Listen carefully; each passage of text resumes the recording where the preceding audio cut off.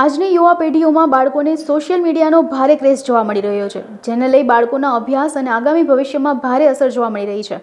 જે અંગે મોદી સ્કૂલની શિક્ષિકાઓએ જણાવ્યું હતું કે હાલ બાળકો સોશિયલ મીડિયામાં ખૂબ ક્રેઝ વધ્યો છે, જેમાં સામાન્ય રીતે બાળકો જમતી વખતે પણ મોબાઈલનો ઉપયોગ કરતા હોય છે। આ અંગે માતા પિતા પોતાના કામમાં વ્યસ્ત હોય છે। બાળક રોતું હોય કે અન્ય મુશ્કેલીઓના સમયમાં બાળકોને કોઈ બીજી એક્ટિવિટી કરાવવાના બદલે વાલીઓ બાળકોના હાથમાં મોબાઈલ પકડાવી દેતા હોય છે, જેના લીધે બાળકોના આરોગ્ય સાથે પણ મુશ્કેલી ઊભી થાય છે અને બાળકોનું પરિવાર સાથેનો મિલન સમય પણ ક્યાંક ગૂંચવાઈ જાય છે। આ એક સમાજની સતત વધતી જતી ગંભીર સમસ્યાઓમાંની એક છે। સોશિયલ મીડિયાનો ટ્રેન્ડ જે છે તે દિન પ્રતિદિન વધી રહ્યો છે, તેને લઈને સૌથી મોટી બાબત છે કે અત્યારે શિક્ષિકાઓ છે આપણી સાથે, તેમની સાથે સીધી જ વાત કરીશું, કેમ કે સોશિયલ મીડિયા છે તે બાળકો માટે કેટલું છે। હું મેડમ પૂછવા માંગીશ, અત્યારે તો સ્કૂલની અંદર અભ્યાસ કરાવો છો, સોશિયલ મીડિયાના કારણે કેટલો અઘરો પડે છે? સોશિયલ મીડિયાના કારણે જે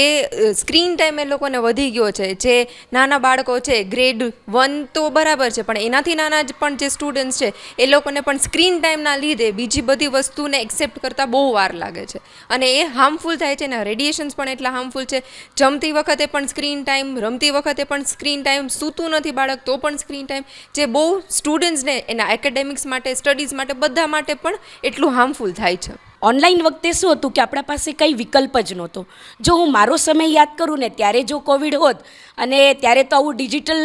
ડિવાઇસીસ કે કંઈ અવેલેબલ જ નહોતું, તો એ વર્ષો કેવા જાત। ઓનલાઈન વખતે 2 વર્ષ જે છે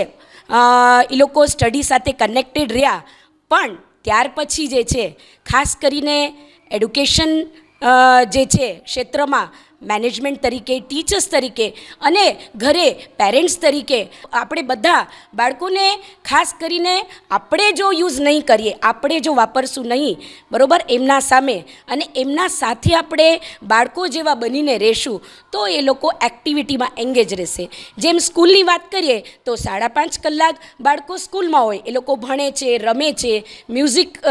ક્લાસીસ જે છે એ અટેન્ડ કરે છે, ડાન્સ પીરિયડ હોય એ અટેન્ડ કરતા હોય છે, મોરલ વેલ્યુઝ શીખતા હોય છે, પણ 5.5 કલાક અમારી પાસે સમય મર્યાદા હોય એટલે ખાસ કરીને આપણે જે છે બાળકોને એટલું આપણે ઇન્વોલ્વ રાખી શકીએ છીએ એક્ટિવિટીઝમાં, ભણતરમાં ને બધે, પણ ઘરે પેરેન્ટ્સ તરીકે આપ બધાએ જોવાનું છે કે બાળકો જે છે એના સામે આપણે જો મોબાઈલ યુઝ કરશું, આપણે આપણા સોસાયટી સાથે કનેક્ટેડ રહેશું તો શું થશે, બાળકો આપણે જોઈને જ એ લોકો પણ મોબાઈલ જ માગશે ને જીદ કરશે। એટલે પેરેન્ટ્સ આપણે છીએ, આપણે એ ભૂલવાનું નહીં, બાળકો આપણા પેરેન્ટ્સ નથી। શિક્ષક પણ છે આપણી સાથે, શું કહેશો સાહેબ, એવો સંદેશો કેવો રહેશે કે અત્યારે ભૂલકાઓ જે છે તેની અંદરથી બહાર આવે અને ખાસ તો પેરેન્ટ્સ છે એના માટે કેવો સંદેશો? ખાસ તો આજે છે એ પરિસ્થિતિ એવી છે કે ઘરની અંદર જેટલા સભ્યો હોય એ સભ્યો પહેલાં સમજે ને તો છે એ પરિસ્થિતિ સુધરશે। આજે અમે છે એ મોદી સ્કૂલને 25 વર્ષ પૂર્ણ કર્યા અને 25 વર્ષની અંદર અમે છે એ ભણતરની સાથે સાથે સંસ્કારલક્ષી શિક્ષણ આપીએ છીએ। આ સંસ્કારલક્ષી શિક્ષણમાં અમારા જે મોદી સ્કૂલના સ્થાપક છે ડૉક્ટર આરપી મોદી સર, એમણે નર્સરીથી શરૂ કરી અને 12th સ્ટાન્ડર્ડ સુધીના બધા જ પેરેન્ટ્સને આ વર્ષમાં હેમુ ગઢવી હોલની અંદર છે એ ગાઈડ આપ્યું, 2 કલાકની અંદર એવું ગાઈડન્સ આપ્યું કે મોબાઈલથી કેવી રીતે તમે દૂર રહી શકો, કેવી રીતે સંસ્કારનું આરોપણ કરી શકો, કેવી રીતે છે એ તમે છે એ એવા ફૂડને, જંક ફૂડને એવોઇડ કરી શકો। તો આ પ્રકારનું શિક્ષણ એ મોદી સ્કૂલ આપી રહી છે, જેની અંદર તમારો પ્રશ્ન ખૂબ વ્યાજબી છે કે આજે છે એ પરિસ્થિતિ એવી થતી જાય છે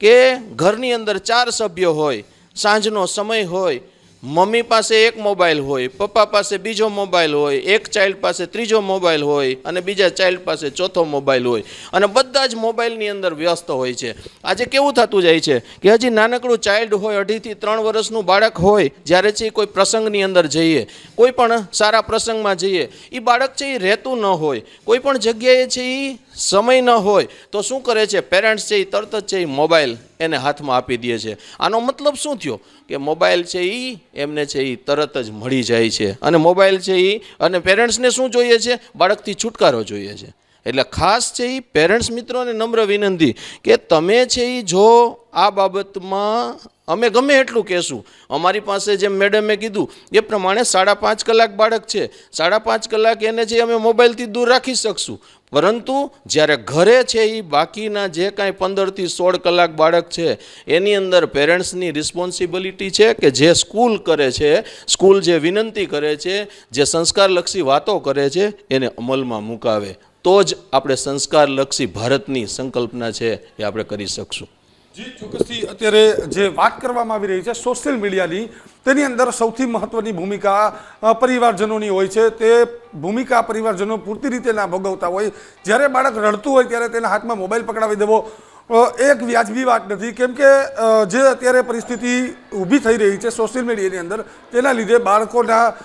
જે આરોગ્ય છે તેની અંદર અને તેના ભવિષ્ય ઉપર સૌથી મોટી અસર પડી રહી છે. કેમેરામેન નિશિત ગઢિયા સાથે ચેતન ઠકરાર, અબ તક ન્યૂઝ, રાજકોટ.